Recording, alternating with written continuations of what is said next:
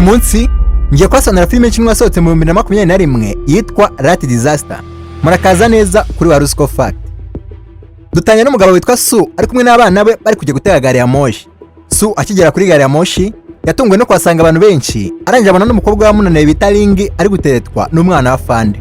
Muri ako kanya batweka indi gari ya moshi yagera mbere y'igihe, maze abakozi batangira kuyasinari kugira ngo ihagarare. Imaze guhagarara biruka bajya kuyifungura, batunguwe no gusanga yuzuyemo imirambo y'abantu.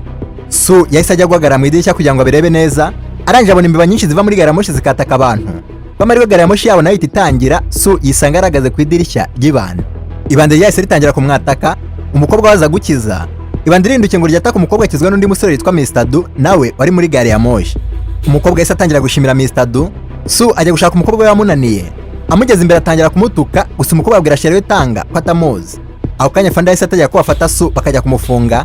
Abasirikare barangije baramufata baramujyana, bamujyanye mu cyumba batangira kumutuka, bagiye no kumukubita bumva umuntu batazi uburyo yageze muri iki cyumba. Abasirikare bahise bamusatira barangije baramwubura, gusa muri ako kanya bahita batakwa n'imbeba nyinshi. Su wari uziritse amapingu atangira kubirebesha amaso, ntacyo afite yakora. Ku rundi ruhande batwereka umugore asaba umugabo we kwica imbeba iri guteza imvururu muri parafo ya gari ya moshi, maze umugabo arahaguruka atangira gukubita kuri parafo. Kwa amahirwe make parafo yose ihita iriduka, maze imbeba zitangira kuwagwamo nk'imvura. Dusubiye kuri Su batwereka abasirikare bose imbeba zibamereye nabi. Kwa amahirwe Su agwa ku rufunguzo rw'amapingu ye, arangije arifungura ahita asohoka, gusa akigera muri gari ya moshi asanga imbeba zamaze abantu.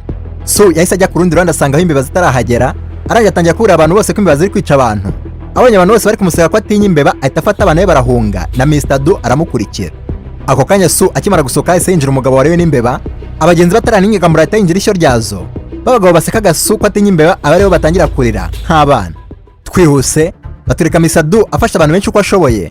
Abonye ko imbeba ziri kuza zibasatira ahita afunga umuryango, gusa nabo bageze imbere basanga Fande Paka yabafungiranye, bituma bahera hagati muri gari ya moshi. Su yabonye ko imbeba zifite imbaraga nyinshi kandi ziri kurya n'imiryango, maze bahita batangira kwiga umutwe. Nyuma y'akanya Du avumbura ko bashobora gucika baciye hejuru ya gari ya moshi. Bayatinze bose bahita batangira kurira, gusa umusore wa nyuma we ntibyamuhira, birangira ariwe n'imbeba. Ku rundi ruhande batwereka Fande Paka ategeka umuhungu we gutandukanya gari ya moshi. Ringa cy'ibyumva atangira kurashira amubwira ko famiye iri inyuma, gusa Tange birangira yitandukanye. Mr. Du yabonye ko batandukanye gari ya moshi, arangije aburira abagenzi be. Akimara kwambuka Su nawe azamukurikiye n'umuhungu we. Ku bw'amahirwe Su akizwa na Mr. Du habura gato ngo asigare inyuma. Dusubiye muri gari ya moshi batwereka abagenzi bose bataka Tanga bamushinja ko abiciye imiryango yabo. Paka kibona arangije arasa mu kirere agira ngo bakange, ababwira ko iyo badatandukanye gari ya moshi imbeba ziba zimaze kubica bose. Aho kanya umwe mu bandi yaseye kubita hasi. Ringa amusuzumye asanga afite icyorezo atewe n'imbeba. Ringa kuko ari umuganga babwira ko iki cyorezo cyandura, abasaba ko bashyira mu kato abariwe n'imbeba bose.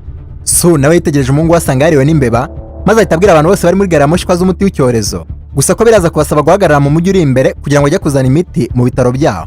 Afande Paka yahise abyanga ababwira ko nibahagarara imbeba zirabatera. Umwe mu bandi ahita amufatiraho imbunda ategeka ingabo za Paka gushyira imbunda hasi. Afande abonye ko ubuzima bwe buri mu bibazo ahita asaba ingabo ze gushyira intwaro hasi. Nyuma batwereka gari ya moshi ihagara kuri sitasiyo ya Shao. Su n'umukobwa we n'abandi bagabo bane bahita bajya gushaka ibitaro birimo za vaccine. Su mbere yuko agenda umushoferi wa gari ya moshi yamuhaye amasaha 2 gusa, amubwira ko niba yarenza gari ya moshi irahita ibasiga. Twihuse batwereka basu bajya muri santere bagasanga umujyi wera abantu bose hari imirambo. Bageze n'imbere bahura n'imbeba nyinshi zabitambitse mu gicucu, bahita bamenya ko imbeba zitinya urumuri rw'izuba. Basu babonye ko nta yindi nzira barangije batangira kurira amatiyo. Bageze hejuru umwe mu basore bari kumwaranyira ahita agwa hasi. Imbeba zari sinze zihita zikanguka ziramwataka zihita zimwica. Dusubiye kuri gari ya moshi batwereka abantu bose bafite ubwoba kubera amajwi y'ikintu kiri gukubitagura ku rugi. Umwe mu bashoferi agiye kureba asanga ari umuturage waho, bahita amufungurira. Atangira kubabwira uburyo imbeba zamaze igiturage cyose kandi ko zataka abantu nijoro. Basu nabaho bari batwereka batakwa n'imbeba nyinshi. Nyuma y'akanya barwana nazo bazicika Mr. Du avunitse. Bakinjira mu kizu cyari aho hafi batakwa na manager wacyo, gusa Su amaze kumwibwira umugabo ahita yemera kujya kubereka aho ibitaro biri. Ku rundi ruhande batwereka abagabo bari gushwana basaba shoferi kugenda kuko bwari butangiye kwira. Umugore ari muri gari ya moshi yumvisha akagambane ka Fanda ahita agenda afungura urugi, birangira imbeba zibariye bose, hasigara abari bari mu kato gusa. Dusubiye ku bitaro batwereka Su agera kuri za vaccine, arangije arazihora zishyira mu kantu yari yitwaje, gusa arimo asubira inyuma arariduka yikubita hasi. Manager w'inyubako ahita amusaba ko yamufasha za vaccine.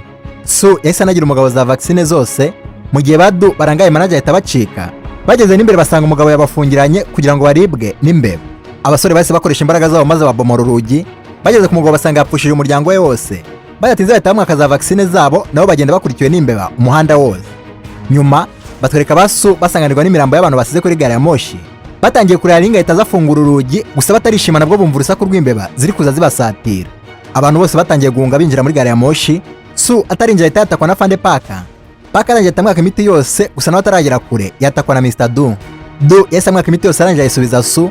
Muri ako kanya gari ya moshi nayo ihita itangira kubera imbeba zari ziri kwisatira. Su arangiye ariruka yinjira muri gari ya moshi. Du we wari yavunitse ukuguru birangiye ariwe n'imbeba. Twihuse batwika muri gari ya moshi bari gutera inshinge abantu bose banduye. Nyuma akanya bari kugenda gari ya moshi yabo itihagarara, bagiye kureba basanga ari ibikontineri biri mu muhanda byahujije gari ya moshi yabo kugenda. Su yahise asaba abasore bose kuza kumufasha bagakura ibikontineri biri mu muhanda, gusa nyuma akanya abantu bose bamubwira ko badashaka kuribwa n'imbeba. Su utari ufite andi mahitamo ajya kurwana kontineri wenyine, Ling nawe asigara abwira abantu bose bari muri gari ya moshi ko nibatinda hano barapfa. Abasore bose bahise basohoka batangira gufasha Mr. Su, ibandi rimwe naryo ryizirika ibisasu rijya guhagarika imbeba. Nyuma akanya bamaze gukura ibikontineri mu muhanda basubira muri gari ya moshi, Su asigara inyuma afashe icyuma gifungura umuhanda kugira ngo gari ya moshi itambuke. Gari ya moshi amaze gutambuka maze Su azayikurikiye, gusa ko ya speed yari kugenda arayihunga imbeba Su ntiyabasha kuyurira. Su abonye ko imbeba zamugeze ahita asezera abana bababwira ko abakunda. Kanda hano urebe filime y'utwo rw'adama rw'ica umuntu wese ururebye mu maso. Ntibagirwe no gusigara like nimba wakunze iyi filime. Bye.